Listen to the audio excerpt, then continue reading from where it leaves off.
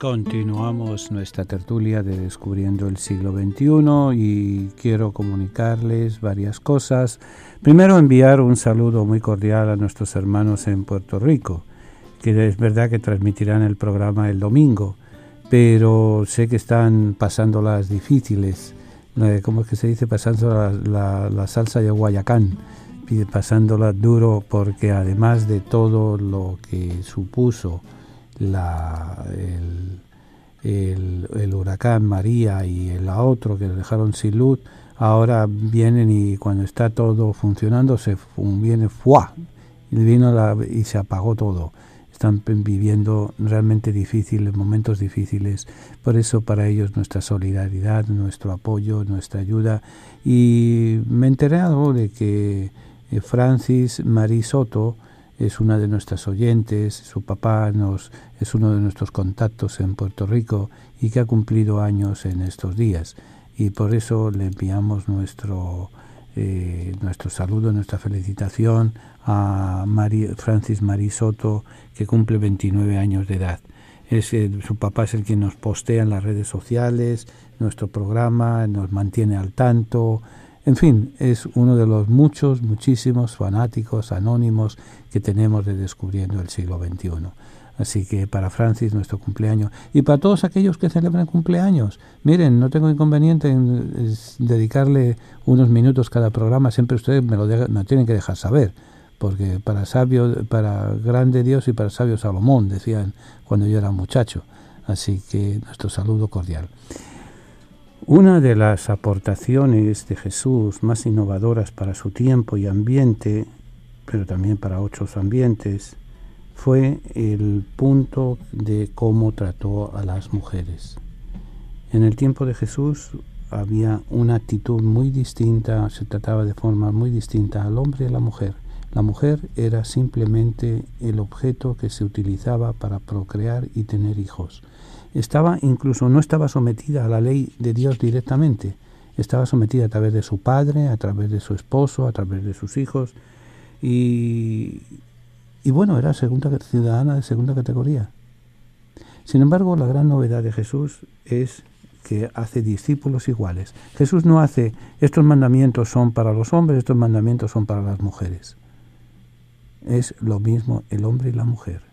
Jesús rompe con la tradición de separación de hombres y de mujeres y propone un mensaje igualmente a hombres y mujeres, dirige sus actividades por igual a los dos géneros y hasta incluso, si me apuran, llega a hacer a las mujeres especiales destinatarias de sus acciones por encontrarse en una situación social muy importante, precisamente porque son marginadas, porque son pobres, porque no tienen privilegios en la vida, ocupan un papel más importante que el hombre. Por eso el proceder de Jesús es el rasgo más característico de su vida pública, el más significativo. El ponerse en contacto inmediato con mujeres era algo nuevo y novedoso, hasta el punto que extrañaba y aún escandalizaba. En la reacción de extrañeza, por ejemplo, ¿se acuerdan el pasaje de la samaritana? Se quedan los discípulos, habían ido a comprar comida y cuando vuelven encuentran a Jesús conversando primero con una mujer, segundo a solas, tercero extranjera, cuarto supuestamente por ser samaritana era pecadora, porque ya las etiquetas eran fáciles de poner, y el pasme de los discípulos. Pero no se ha atrevido nadie a preguntarle a Jesús. Incluso hay algunos autores, algunas reflexiones que creen que Jesús promovió un discipulado entre iguales, al mismo nivel entre hombres y mujeres. De hecho, sabemos que hay muchas mujeres entre los oyentes de Jesús. El hecho de que este seguimiento femenino es importante porque no se trata solo de lo que Jesús personalmente pretendiera, sino que sí era percibido por las mujeres de su entorno. El elogio más importante, por ejemplo, es el de la Madre de Jesús, Lucas 11:27. Primero, en Lucas 8:1 nos dice muy importante: recorrió a continuación ciudades y pueblos proclamando y anunciando la buena nueva del reino de Dios. Le acompañaban los 12 y algunas mujeres que habían sido curadas de espíritus malignos y enfermedades. María, llamada Magdalena, de que habían salido 7 demonios, Juana, mujer de Cusa, un administrador de Herodes, Susana y otras muchas que les servían con sus bienes. O sea, había un reguerete de mujeres detrás de Jesús. La relación de Jesús con las mujeres. Mujeres receptoras de la actividad milagrosa de Jesús. O sea, mujeres que van a estar enfermas y van a ser curadas por Jesús. Por ejemplo, la suegra de Simón, a la que toma de la mano. Aquí ya rompe Jesús un tabú, porque eso de tocar a una mujer, y tocar a una mujer enferma, y tocar a una mujer que no pertenecía a la familia, eso era tabú, eso cualquiera le caía encima. Es la suegra de Simón Pedro, a la que toma de la mano, rompe tabús. Como muestra la omisión de este detalle por Mateo y Lucas, la hemorroísa en Marcos manifiesta una parte de confianza de la protagonista, superando la vergüenza causada en otras razones por la impureza, llevaba aparejada su enfermedad. O sea, si vamos a ir viendo, sí, sería interesante que fuéramos tomando nota de aquellos aspectos de la vida de Jesús en los cuales entra el acercamiento a las mujeres. Por ejemplo, les cito, hay una profunda amistad de Jesús con Marta y María. Contra el estilo de su tiempo, conversa públicamente a solas con la samaritana. Se deja tocar y ungir los pies por una conocida prostituta. Son varias las mujeres que se beneficiaron de sus cuidados. La suegra de Pedro, la madre del joven de Naín, el pobre muchacho se había muerto y era el único sustento que tenía su madre, y todo el mundo pues lo van a enterrar y les da más pena que el muerto, le da más pena a la madre que queda abandonada. Jesús se compadece de ella y Jesús la cura, le resucita al hijo para que tuviera la madre alguien que lo protegiera. El caso de la muchachita, la adolescente, hija de Jairo, el jefe de la sinagoga, como nos recuerda Mateo en el capítulo 9, versos 18 al 29, la mujer que está encorvada en Lucas, la pagana sirofenicia, incluso fíjense que rompe las fronteras de Israel. La sirofenicia vendría siendo una libanesa, no es judía, pero Jesús la cura a ella y cura a la hija, psíquicamente enferma fue liberada. La mujer que sufría un flujo de sangre desde hacía 12 años, todas ellas fueron curadas. O sea, la mujer enferma se acerca a Jesús y Jesús la cura, y la toca, y conversa, y se acerca a ella, y la trata de igual a igual. El mensaje y la práctica de Jesús significan una ruptura con la situación imperante y la introducción de un nuevo tipo de relación, fundado no en el orden patriarcal de la subordinación. Pensemos que el orden social presente en el tiempo de Jesús era el patriarca, el padre. Todo estaba supeditado a la autoridad del padre. Y él no. En la autoridad del padre la mujer no significaba, como les decía antes, nada más que para procrear hijos. Procrear hijos que había que cuidar. Por eso el 9º mandamiento, no codiciarás la mujer de tu prójimo, porque le estás robando la fábrica de hijos, le estás robando la bendición de Dios. Cuando hablamos de las mujeres en el Nuevo Testamento, hay dos, que una de ellas trae controversia y la otra trae respeto y demás. Una es la madre de Jesús, María, la madre de Jesús. María, en contra de lo que muchas veces hemos pensado, María, la madre de Jesús, María, la esposa de José, o la viuda de José, o llamémosle como queramos, María de Nazaret, que fue las primeras discípulas de Jesús. Estuvo acompañándole desde el primer momento. Un simple dato, aparte de que se enteran de que está hablando, van a buscarlo, etcétera, pero el momento de la cruz, en la tradición que nos recuerda que Jesús, camino del Calvario, se encuentra con María. Si María, es cuestión de simple lógica, si María hubiera permanecido guardadita, escondidita Nazaret, siguiendo su vida común y corriente de una aldeana de Nazaret. Y Nazaret queda de Jerusalén un mínimo de 4 horas en carro, en automóvil, yendo deprisa y corriendo. ¿Cómo es posible que si estaban viviendo en Nazaret y después el Evangelio nos la coloca al pie de la cruz en el momento de la muerte de Jesús? ¿Cómo fue? ¿En helicóptero? ¿Cómo la llevaron? Eso es un simple dato de deducción lógica y demás. Pero aparte de eso, María siempre fue la primera discípula, la seguidora de Jesús. La otra figura, podríamos decir, la contraparte de María de Nazaret, es María de Magdala. La imagen de María de Magdalena, María Magdalena o María la de Magdala.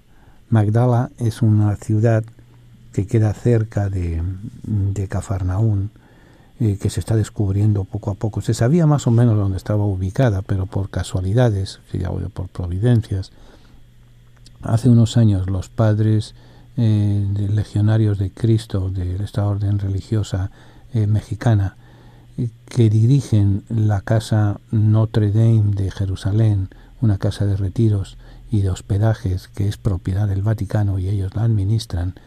Ellos decidieron, los padres, comprar un terreno en Galilea, en las orillas del lago de Tiberíades, cerca de Magdala, donde más o menos la tradición ubicaba las ruinas de la ciudad que estaba por descubrir. Entonces, cuando empezaron a excavar para hacer la casa de retiro, encontraron una serie de ruinas y han tirado, como se dice vulgarmente, tirado de la manta y han descubierto en las ubicaciones de parte de la ciudad de Magdala, la ciudad de María Magdalena. Esta imagen de la ciudad, una ciudad poderosa, una ciudad que quedaba cerca de la vía Maris, la vía que comunicaba Egipto con Siria y Siria con Roma, cerca de Cafarnaún, donde tocaba también la vía, le da un ambiente de ciudad bulliciosa, de ciudad comercial, de ciudad grande, de ciudad en la cual también hay comida, hay bebida y hay prostitución. La prostitución, muchas veces decimos, es el oficio más antiguo del mundo, y así es. Entonces siempre se ha querido asociar la imagen de María Magdalena en base pues a ciertas lecturas y a ciertas interpretaciones de María Magdalena, la amiga de Jesús, la amante, y aunque suena un poco fuerte y demás, se la ha querido considerar como en ciertos ambientes como la amante de Jesús. Pero hoy en día, gracias a Dios, se van descubriendo nuevas investigaciones, se están leyendo nuevos textos y se está ubicando a una líder, la considerada después desde los primeros momentos la apóstola de los apóstoles, como le decían en la tradición cristiana de los primeros siglos. Fue lo que sí, sin duda alguna, es que María de Magdala fue una mujer. Pero fíjense que el nombre de María es muy común en las mujeres que están en torno a Jesús. María la de Nazaret, María la Madre, María de Magdala, María la de Cleofás, María la de Salomé. ¿Por qué? Por una razón muy sencilla. Están viviendo en el pueblo de Israel un momento de ebullición nacionalista, de intento de sacudirse el yugo de los griegos y el yugo de los romanos. Y una de las formas de protestar era poner nombres bíblicos. Simón Pedro era Simón, y uno de los Rubén Simeón y Simón es el mismo, uno de los hijos de Jacob.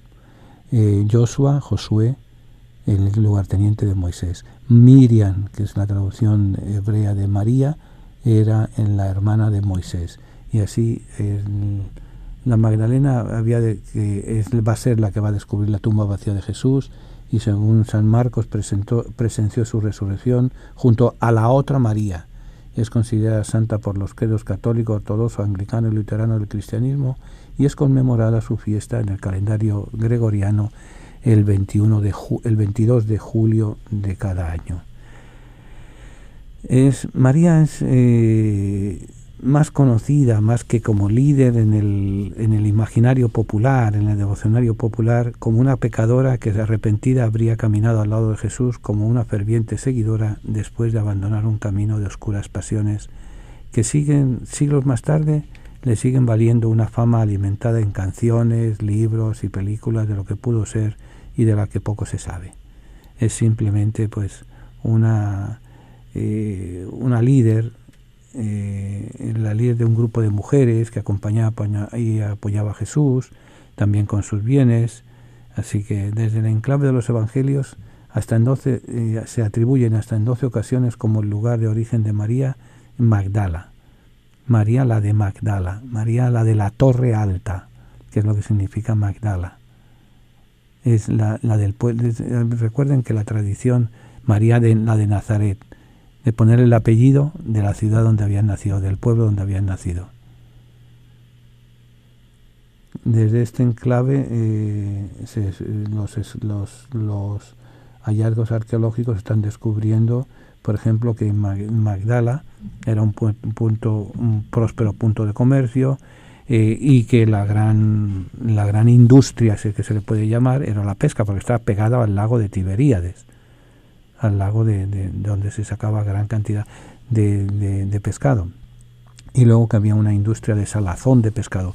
Recordemos que las neveras no se inventan hasta el siglo XIX, y por tanto había que buscar maneras de conservar el pescado, de conservar la carne, y una de ellas habían descubierto curarlo en sal, que duraba y perpetuaba por buen tiempo la comida. Y este comercio de pesca y exportación de pescado salado, llegaba hasta la propia Roma. De ahí que, derivada, pues según los expertos, María la de Magdala parece ser que era viuda, y había heredado del marido una gran cantidad de dinero, del que pudo haber heredado, con el cual podría haber apoyado a Jesús. O sea, todos son elucubraciones, todos son cábalas, todos son dimes, diretes, chismes, inventos y demás.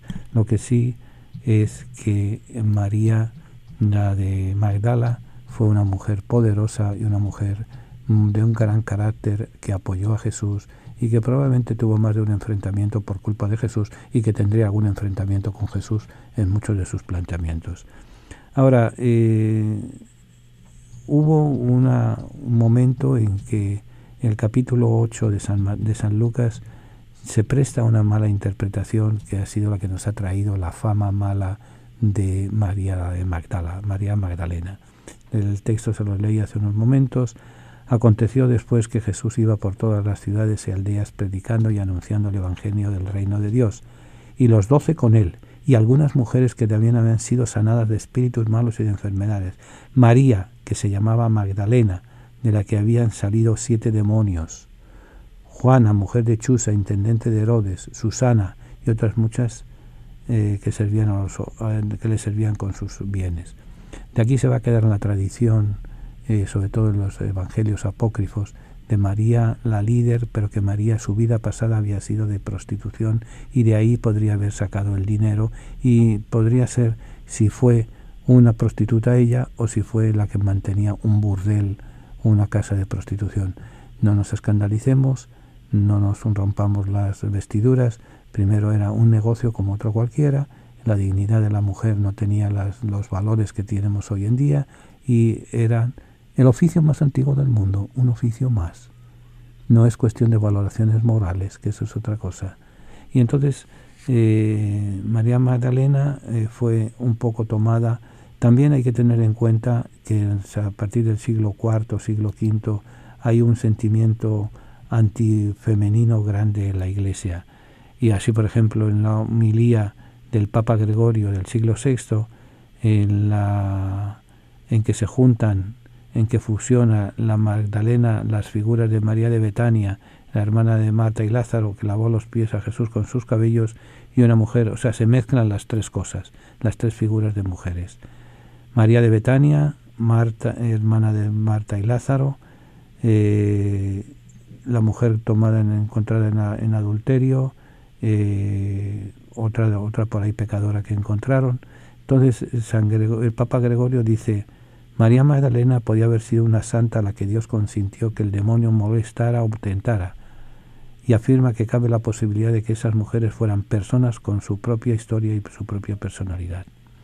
Ahora, las pinturas que hay en el Renacimiento en torno a a la pecadora arrepentida, esa tradición pasó al arte y a la imaginación popular, y se creó una gran confusión que perdura hasta hoy en día en la mente de muchos, aunque dicen que en el seno de la Iglesia no es el pensamiento reinante después de la exégesis hecha a partir del siglo pasado.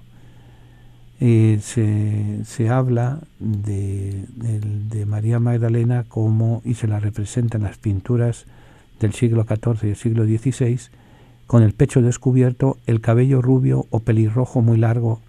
¿Por qué había esta forma de pintar la María Magdalena con el pelo rubio, pelo pelirrojo y largo? Porque las cortesanas, las prostitutas oficiales de la corte, pintaban su pelo de rubio. De manera que cualquiera que las ve, una mujer que veían rondando la corte, rondando los palacios, rondando los lugares de fiesta, con el pelo rubio o con el pelo rojo, ya todo el mundo sabía, esa es su tarjeta de identidad, su ID. Entonces, ahí que muchas pinturas de María Magdalena en el finales de la Edad Media y comienzos del Renacimiento, aparezca María Magdalena con esa pintura en el pelo. En fin, como decimos vulgarmente en el juego de pelota, pica y se extiende, tendríamos para hablar largo y tendido toda la noche. Simplemente les concluimos nuestra pequeña introducción al tema de las mujeres en la vida de Jesús, recordando que Jesús rompe los tabúes y no tiene reparo en conversar con mujeres y de estar con ellas a solas y de tocarlas y de liberarlas de una serie de enfermedades, de una serie de malos conceptos. Y sobre todo va a haber de todo. Va a haber mujeres humildes. E incluso fíjense que Jesús toma el modelo de mujer explotada cuando nos la pone como modelo ejemplo en algunas parábolas. La parábola de la mujer que pierde 10 dracmas, que para ella una dracma es un montón de dinero, una mujer pobre. Nos pone el ejemplo de la viuda que echa unos centavitos en la canasta del templo, y así la viuda de Naín, que se queda desamparada porque su hijo ha muerto. O sea, Jesús siempre tiende a la compasión, al levantar la dignidad de la persona, y tal es así que las testigos del momento fundamental e importante de la vida de Jesús, que es su resurrección, ellas van a ser las testigos.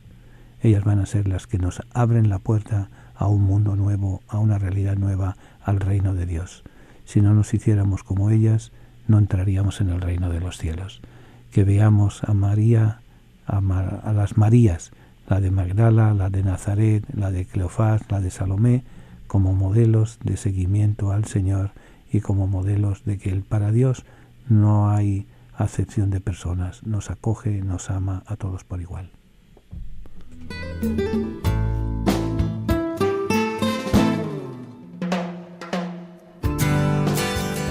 La palabra tertulia significa encuentro de amigos que conversan sobre las cosas de la vida, alegrías, penas, esperanzas, tristezas, de todo aquello que nos hace más humanos, porque nada humano le es ajeno al creyente. La tertulia del siglo XXI es eso, un encuentro que llevamos a cabo desde la ciudad de Nueva York, la capital del mundo. Queremos que cada persona que nos escuche se siente en familia, en grupo, en amistad. Conéctate con nosotros. Para mayor información, favor de comunicarse con las oficinas de Descubriendo el Siglo XXI, apartado de correos 1170 Nueva York 118, o a nuestro teléfono 212-244-4778. Estamos para servirles y para ayudarles. Y desde la tertulia vamos a seguir compartiendo alegrías y esperanzas, penas y tristezas, porque nada humano nos es ajeno.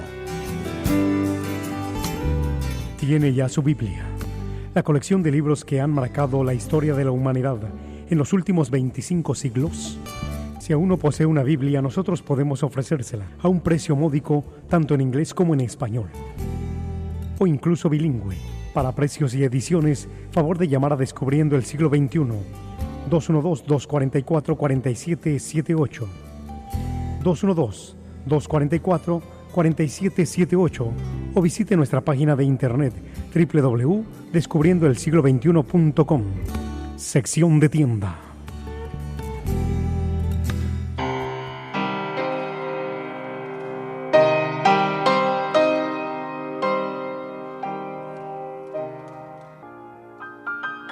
Continuamos nuestra tertulia y quiero recordarles que pasado mañana tenemos un taller sobre los profetas precisamente en nuestra parroquia de San Columba. Allá les esperamos a partir de las 12:15, más o menos 12:20, hasta las 3:30, en que nos encontramos de nuevo con la realidad de cada día. Y les recuerdo también el viaje a Tierra Santa. Ya faltan pocos meses, pocos días, vamos a vivir la experiencia de la fe, la experiencia del camino de Dios. Llamen a nuestro teléfono al 212-244-4778, repito, 212-244-4778, o escríbanos al P.O. Box 1170, Nueva York 118. Enviamos un saludo ya no solamente a nuestros hermanos de Puerto Rico, a nuestros hermanos de Chicago, a nuestros hermanos de Atlanta, a nuestros hermanos de Ecuador, a nuestros hermanos de Panamá, a nuestros hermanos de Argentina. La lista sería... Un día de estos voy a traerles la lista de todas las emisoras. Miren, no hay ninguna emisora pequeña. Todas las emisoras son grandes. Aunque sean de una simple emisora de internet que llega hasta la esquina de la calle. Pero miren, hasta la esquina de la calle. Qué bueno que llegan hasta la esquina de la calle. Porque quiere decir que la palabra de Dios en la formación, el entretenimiento, la cultura, el pasar el rato, se va extendiendo. Vamos haciendo tertulias, vamos haciendo conversaciones. ¡Qué bueno! Y si ustedes saben de alguna... Miren, uno de los problemas, de los muchos problemas que la Iglesia se ha enfrentado en el diálogo con el mundo moderno, es cómo predicar el Evangelio con las nuevas tecnologías. O sea, la Revolución Francesa fue tal el shock que le causó a la Iglesia Católica. Estamos hablando de 1789. O sea, hace casi 2 siglos y medio, casi 3 siglos. Fue tal que todavía ahora es que nos estamos despertando de muchas cosas. Y ese mundo religioso, ese mundo tradicional se vino abajo. ¿Por qué? Porque los nuevos tiempos venían. El siglo de las luces, el tiempo de la Ilustración, la revolución industrial, y la Iglesia lamentablemente estuvo más preocupada por los poderes que perdía, por los bienes que le arrebataban, por la predicación del Evangelio. Y el mundo ha seguido caminando, y el mundo ha sido adulto, y ahora el mundo, la responsabilidad del anuncio del Evangelio nos toca a ustedes y a mí. A ustedes desde su casa, anunciando, predicando, viviendo su vida cristiana en su familia, que su comunidad son su familia, que son 2 personas, benditos a Dios, son 2 personas, que son 2.000, si lo importante no es el número, sino la cantidad, la calidad del anuncio que estamos llevando. Y hoy en día las nuevas tecnologías nos permiten, bueno, me acuerdo en una reunión con el presidente del Pontificio Consejo para las Comunicaciones, que decía, eso de las nuevas tecnologías es para nosotros los viejos, porque hay jóvenes que las únicas tecnologías que han conocido son las que nosotros estamos usando. Estamos empezando al YouTube, al Twitter, al Facebook. Imagínense que Facebook se ha descubierto que hay 2.000 millones de personas en el mundo suscritas a Facebook. O sea, de 7.000 millones de habitantes que somos en el planeta, 2.000 millones están conectados a una red social. Eso, una de las más importantes es esa, pero vamos sumando. Entonces, si queremos llevar el Evangelio, hay que usar los medios de comunicación, hay que usar las tecnologías nuevas. ¿A qué viene esto? Pues miren, que bendito sea Dios si usted tiene una emisora en Internet que llega a 2.000, 3.000, 4.000, o tiene una emisora tradicional que llega a 50, 60, 70.000, lo importante es llegar y anunciar el Evangelio. Y por eso cito los de nuestros hermanos de Puerto Rico, porque sabemos que están pasando las difíciles con el huracán, después con las averías, después con las chaviendas de siempre. Porque al perro flaco todo se le vuelven pulgas. Y así lo mismo ha pasado en Puerto Rico, que ha pasado en Ecuador, que ha pasado en Centroamérica, con tormentas, con problemas, con terremotos, pero a pesar de eso la mente humana y la energía humana y la confianza en la providencia nos anima a seguir adelante. Y bueno, estábamos hablando de los profetas, que es lo que nos toca hablar. Y había profetas que simplemente de los cuales sabemos de ellos porque alguien nos habla de ellos, pero no porque hayan dejado textos escritos. Pero hay algunos que sí, fueron los menos que nos dejaron escritos. Se llaman comúnmente profetas escritores a aquellos a quienes se les atribuye un libro en el canon de la Biblia, en la lista de libros de la Biblia. Lo que queda dicho al respecto del ministerio profético muestra que tal denominación es inexacta. El profeta no es un escritor, es ante todo un orador, un predicador. El mensaje profético en su origen es hablado. Ahora, pasado el tiempo, pues muchos de estos mensajes se pusieron por escrito. ¿Para qué? Para que pudiera tener una mayor divulgación. Ahora, hay en estos escritos de los profetas, hay tres clases de elementos. Son los llamados dichos proféticos, oráculos en los que a veces es el propio Yahvé quien habla, otras el profeta en nombre de Yahvé, o bien trozos poéticos que contienen una enseñanza, un anuncio, una amenaza, una promesa, etc. O sea, dichos de los profetas, es lo que aparece en esos libros. Segundo, relatos en primera persona en los que el profeta refiere su experiencia, en especial su vocación. O sea, el dijo Yahvé, dijo tal, eso es un relato profético. Ahora, otra cosa es, yo te cuento mi historia. Yo era un sinvergüenza y el Señor me eligió y me dijo, me mandó a decirte esto. Es mi testimonio.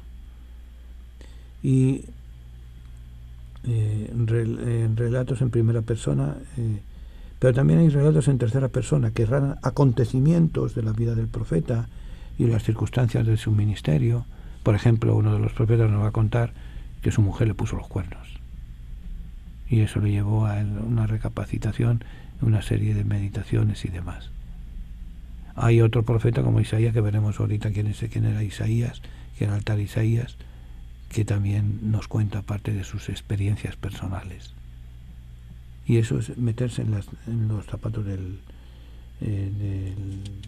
Ahora, hay que ser astutos, por así decirlo, a la hora de leer los profetas, porque se ha llegado a la conclusión de que cuando los fragmentos de los libros de los profetas aparecen en una tercera persona, el fulano de tal dijo, el mengano de tal dijo, normalmente el que está redactando es otra persona distinta del profeta.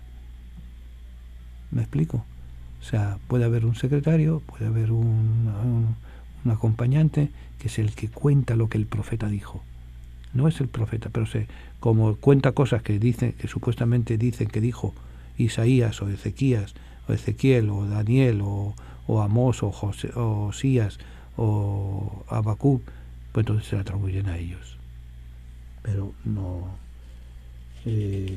Baruch es uno de ellos el que nos va a ir diciendo muchos de estos dichos que se van pasando de padres a hijos y que al final se ponen por escritos. Se han formado colecciones que reúnen los oráculos del mismo estilo o los trozos que tratan de un mismo tema, por ejemplo los oráculos contra las naciones de Isaías y demás. Ahora, los libros de los 4 profetas mayores se colocan en la lista conforme a su orden cronológico. La distribución de los 12 profetas menores es pues arbitraria, se presentan por orden cronológico cuando es posible. Pero quiero que les queden, antes de entrar ya en ver quién es Isaías y quién es Jeremías, profetas escritores. El profeta no era escritor, el profeta era predicador. Pero han llegado a nosotros colecciones de textos que han sido atribuidos a personas que supuestamente eran profetas. Hay una serie de clasificaciones, pero que hay que tener en cuenta una cosa importante. El profeta no necesariamente es escritor. Hay escritos de profetas que pueden haber sido escritos por ellos mismos o escritos por discípulos de ellos, sobre todo cuando hablan en tercera persona. ¿Entendido? Siempre tenemos necesidad de contemplar el misterio de la misericordia. Es fuente de alegría, de serenidad y de paz. Es condición para nuestra salvación. Misericordia es la palabra que revela el misterio de la Santísima Trinidad. Misericordia es el acto último y supremo con el cual Dios viene a nuestro encuentro. Misericordia es la ley fundamental que habita en el corazón de cada persona cuando mira con ojos sinceros al hermano que encuentra en el camino de la vida. Misericordia es la vida que une a Dios y el hombre porque abre el corazón a la esperanza de ser amados para siempre, no obstante el límite de nuestro pecado. Con estas palabras el Papa Francisco convoca a toda la Iglesia con la misericordia del Padre. Viviremos y sentiremos en la Iglesia el amor del Padre, la fraternidad del Hijo, la santidad del Espíritu Santo. Únete a la familia de Descubriendo el Siglo XXI para celebrar la gracia del Señor. Para mayor información, favor de comunicarse con las oficinas de Descubriendo el Siglo XXI, al apartado de correos 1170 Nueva York 118 o a nuestro teléfono 212-244-4778. Estamos para servirles y para ayudarles. Tiene ya su Biblia, la colección de libros que han marcado la historia de la humanidad en los últimos 25 siglos. Si aún no posee una Biblia, nosotros podemos ofrecérsela a un precio módico, tanto en inglés como en español, o incluso bilingüe. Para precios y ediciones, favor de llamar a Descubriendo el Siglo XXI, 212-244-4778, 212-244-4778, o visite nuestra página de internet www.descubriendoelsiglo21.com. Sección de tienda.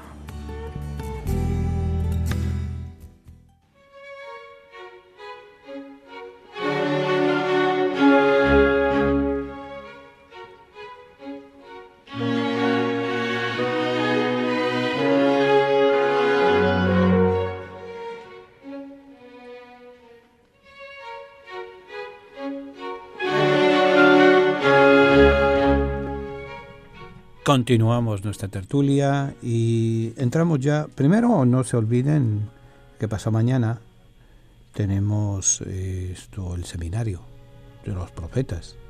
Allí vamos a conversar más ampliamente.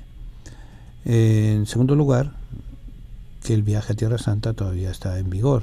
Ya faltan pocos espacios, quedan pocos espacios.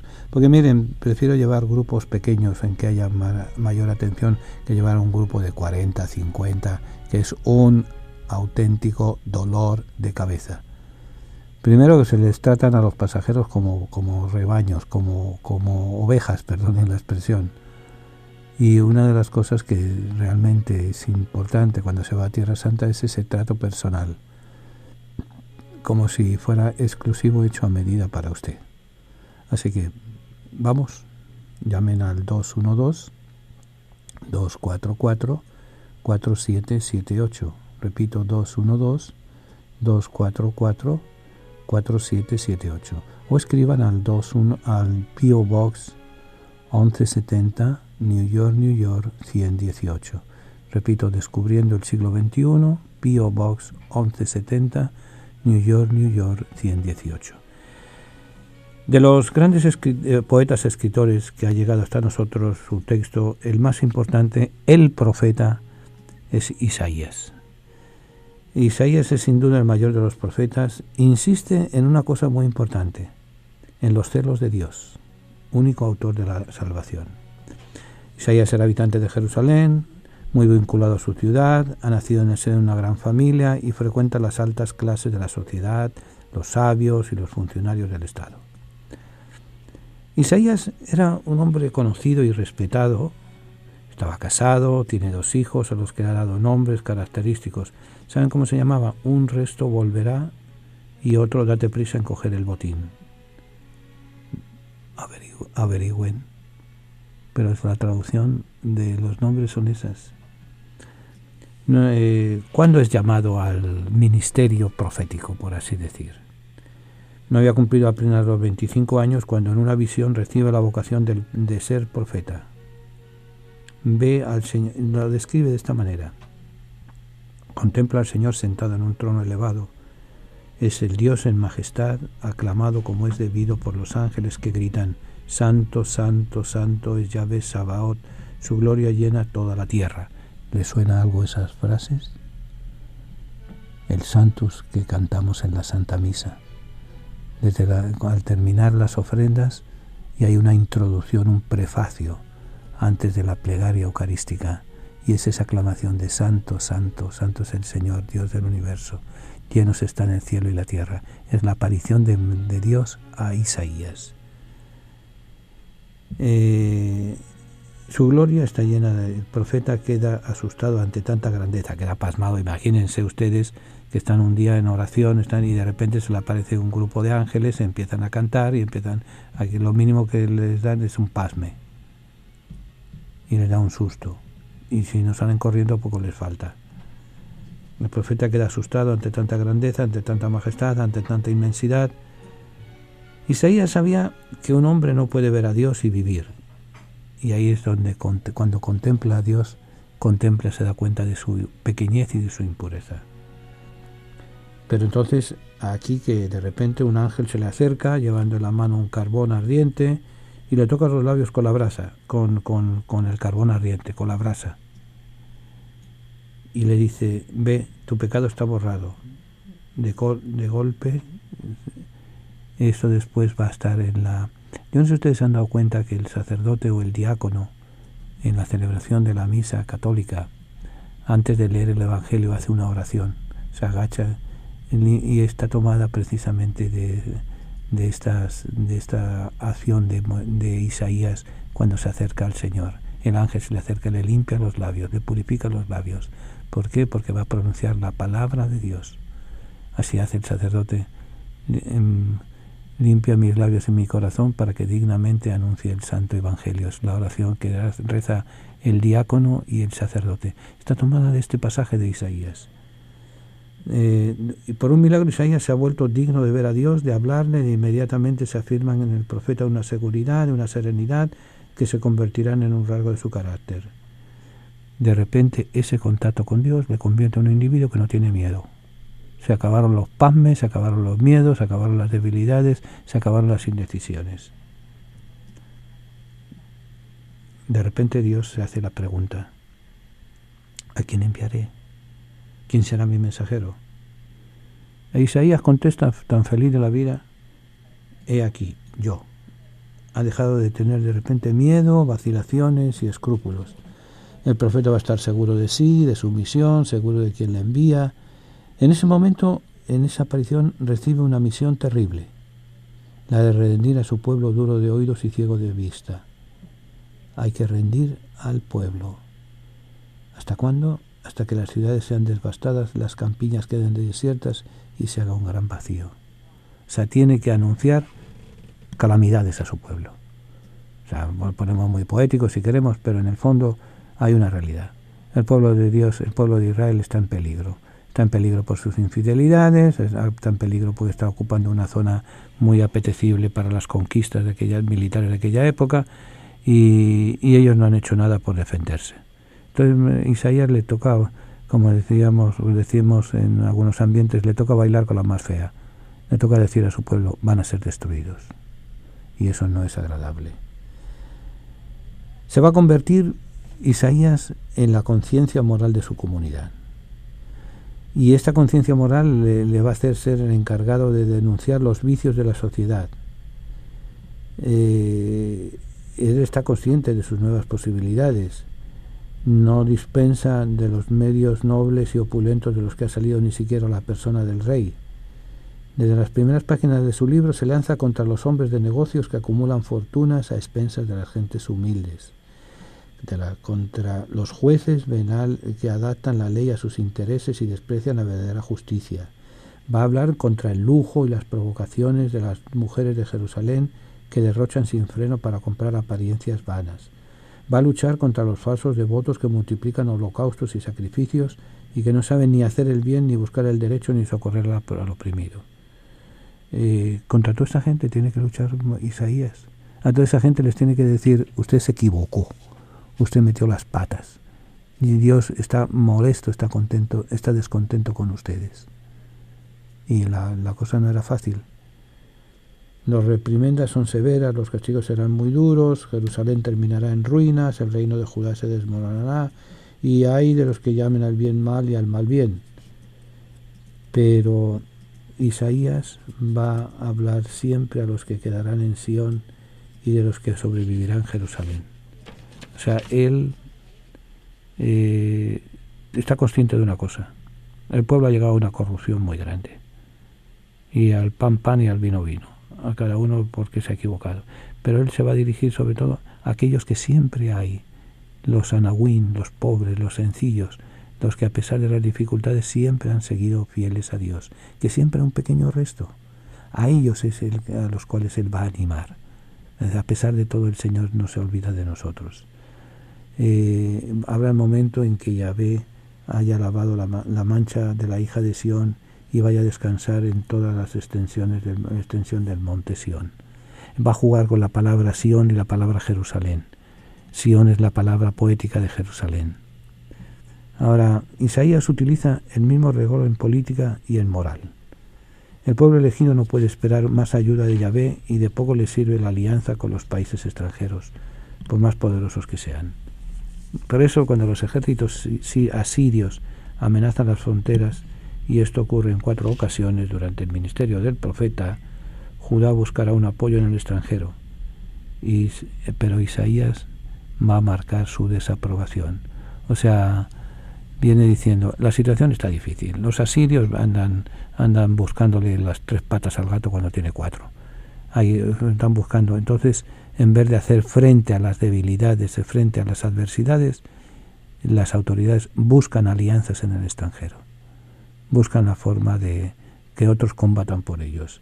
Y él desaprueba esta conducta. Cuando el rey de Israel y el de Arán se asocian contra Asiria, Ahab, rey de Judá, se niega a acompañarlos. De pronto se encuentra frente a ellos y estalla una guerra. Alerta, dice Isaías, pero ten calma. No temas ni desmayes tu corazón por ese par de cabos de tizones humeantes. Pero el rey no hace nada de eso, tiene miedo y envía mensajeros cargados de regalos ante el rey de Asiria para pedirle protección.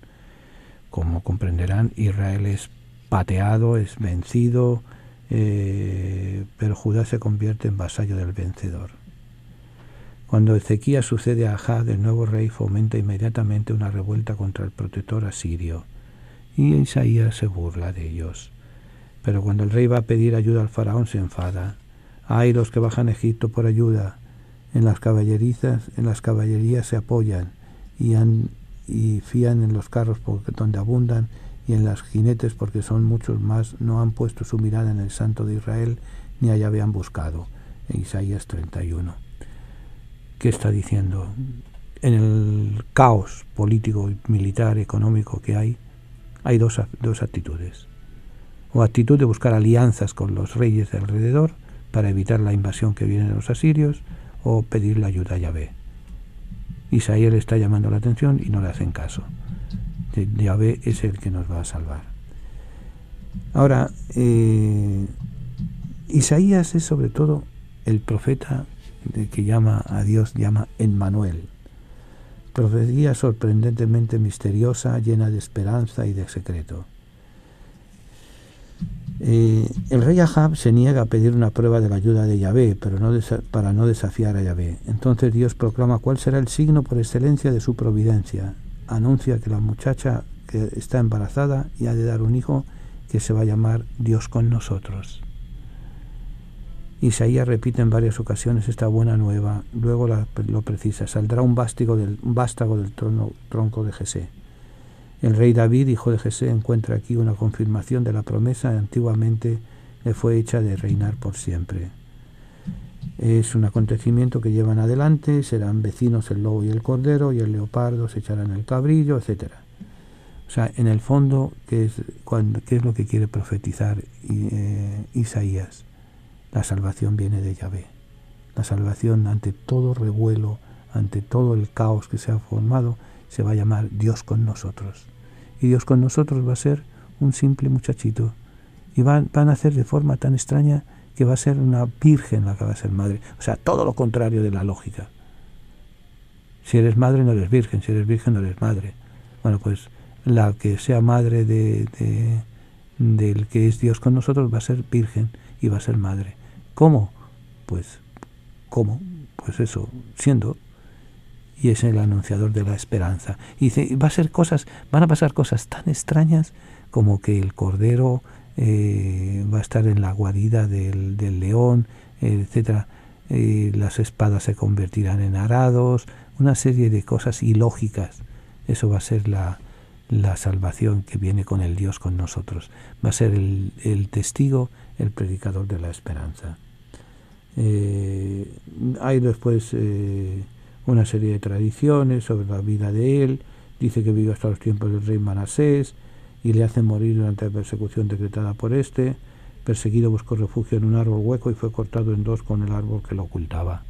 Después hay una serie de leyendas, una serie de historias, una serie de cosas, pero ahí es donde va a acabar la vida de Isaías.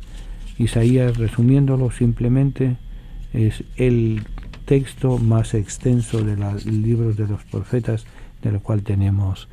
Hay que pensar, como les decía antes, que los profetas no fueron escritores, fueron predicadores, fueron anunciadores, fueron evangelizadores. Posteriormente Isaías va a poner por escrito sus experiencias y va a poner sus profecías de advenimiento, de esperanza de un mundo nuevo y demás. Es el profeta. Salomón el sabio, Isaías el profeta, Moisés el legislador, David el poeta. Así se nos va presentando la biblioteca, la Biblia.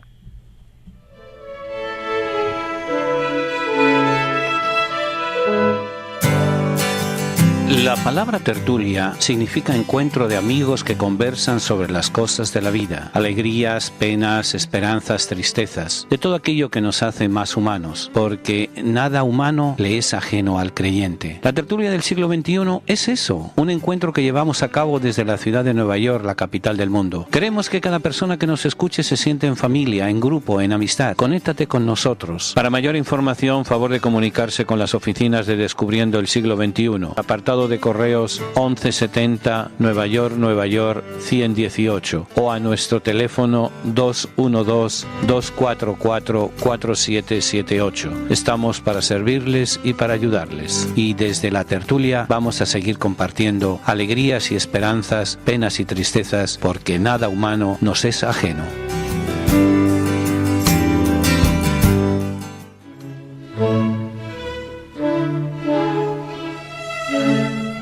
Continuamos y acabamos. Me comunican del control de radio que nos faltan 4 minutos para concluir nuestra tertulia del día de hoy, de esta semana. Sabe a poquito, ¿verdad? Pero a duras penas tenemos para pagar 2 horas, como para pagar 3 o para pagar 4. Así que, pero quiero aprovechar para primero enviar un saludo cordial a nuestros hermanos privados de libertad. Ánimo y no desfallezcan. Habrán perdido la libertad, pero no han perdido la dignidad de personas. Ustedes se merecen que se les trate con respeto y dignidad. En segundo lugar, les pido que nos ayuden. Ayúdennos a seguir adelante con esta aventura. Son ya 17, casi 18 años los que estamos sembrando semillas de esperanza y de alegría. Yo sé que muchos de ustedes pues les es difícil dar $1, $2, dar un donativo. Bueno, pues lo que puedan, pero hay una cosa que sí se les puedo pedir a cada uno de ustedes, y es que recen por nosotros. Muchas veces hay la tentación del desaliento, de la pena, del ya estoy viejo para seguir bregando, para seguir luchando, pero sabiendo cómo nos urge la palabra de Dios. ¿Cómo voy a entender si no tengo quien me lo explique? Y mientras podamos, iremos explicando. Como les decía hace un rato, tenemos el reto de las nuevas tecnologías. Emisoras pequeñas, emisoras grandes, emisoras medianas, emisoras de Internet, a todo le metemos el diente, porque lo que nos surge es el anuncio de la palabra de Dios, el anuncio del mensaje de Jesús de Nazaret, en que nos invita a ir cambiando el mundo, y cambiándolo para bien. Miren, podemos haber hablado y lamentándonos de la situación en Siria, que ya falta el respeto humano, hay ya 500.000 de muertos, hay una serie de negocios. Decía ayer un comentarista en un canal de televisión, se han utilizado 85 cohetes, cada uno de esos vale $850.000, hay que sustituirlos. Entonces hay dinero para comprar cohetes, y no cohetes de fuegos artificiales, sino de destrucción masiva. Pero no hay dinero para educar a la gente, para ayudarles a vivir una vida mejor de la que han recibido de sus mayores. Pero en fin, no nos lamentemos. Espero que recen por nosotros. Espero que nos ayuden con su oración, con sus centavitos también, pero sobre todo con su oración. Que los que hacemos posible el siglo XXI, la tertulia, podamos seguir luchando con la misma ilusión y la misma intensidad. Que Dios les bendiga a todos, a aquellos que nos escuchan aquí en Nueva York, fuera de Nueva York, o ahí, como digo al principio, pica y se extiende. En buenos días, buenas tardes, buenas noches. Que el Señor les bendiga. Un abrazo muy fuerte para todos. Señor, nuestros hermanos a los que tú amas están encarcelados. Ten compasión de todos los presos y socórrelos. Si es posible, que sea llevadero para ellos este cáliz, pero no se haga nuestra voluntad sino la tuya. Haznos sensibles a las necesidades de nuestros hermanos encarcelados y haznos comprensivos con sus limitaciones. Ayúdanos a hacerle más llevadera la sentencia. Señor, a los que amas están encarcelados. Toda su familia está también sufriendo. Haz que nunca pierdan la confianza y la esperanza en ti. Amén. Hasta el próximo jueves, si Dios quiere. Que Dios les bendiga.